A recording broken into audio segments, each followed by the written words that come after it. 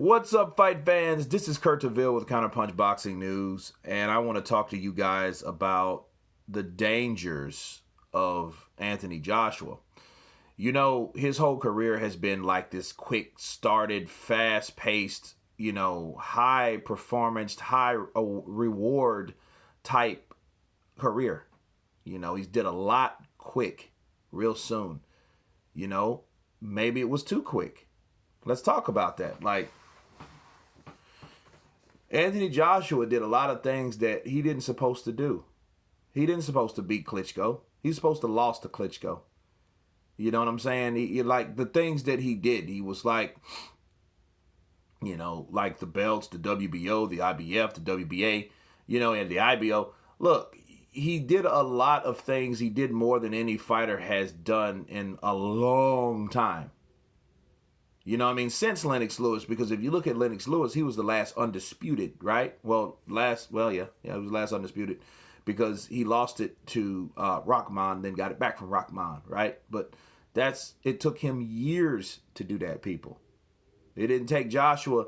It took him, he's only been a pro for 6 years. So it took him that short amount of time to do all this and have all these successful things happen back to back to back.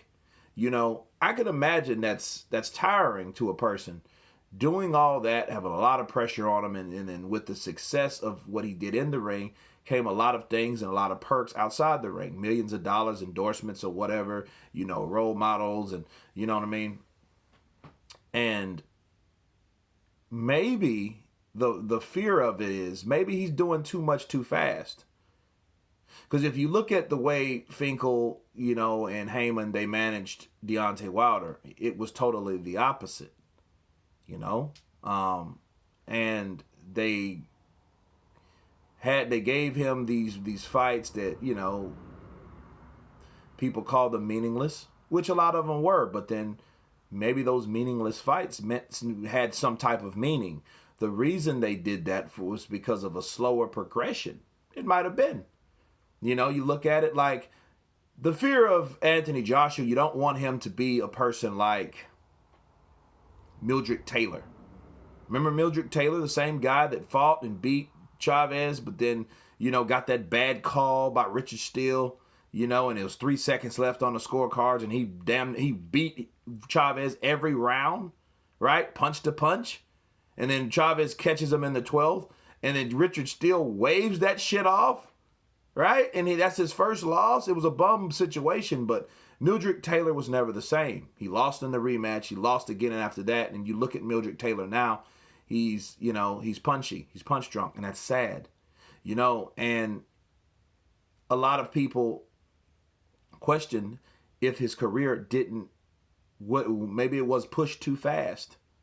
Maybe that's a danger. You know what I'm saying? Maybe it's one of those things where you do need to take your fighter, if you're concerned about your fighter, and see where he's at with lower competition, because he's been up here on the high elite level for so long to the point where, he might need a break. He might need some time. Maybe George Foreman's right. I don't know. He might need that time to get his confidence back. Take a tune-up fight. Hell, he ain't took tune-up fights. He's been doing mandatories and belt collecting and, unification and all this type of stuff.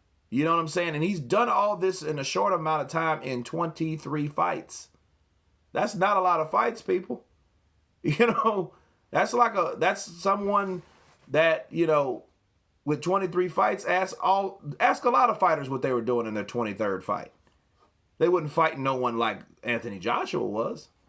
So it might be a smart idea to actually slow the pace down a bit. You know what I'm saying? It's just one of those things, because you don't want to ruin a fighter and stunt their potential by pushing a fighter out there when he wasn't ready, because if he was concussed, that was the problem anyway. Pushing a guy along when he wasn't ready. Pushing things, rushing things. Don't rush things when it's not ready. If they knew that he had a concussion, he shouldn't have been out there.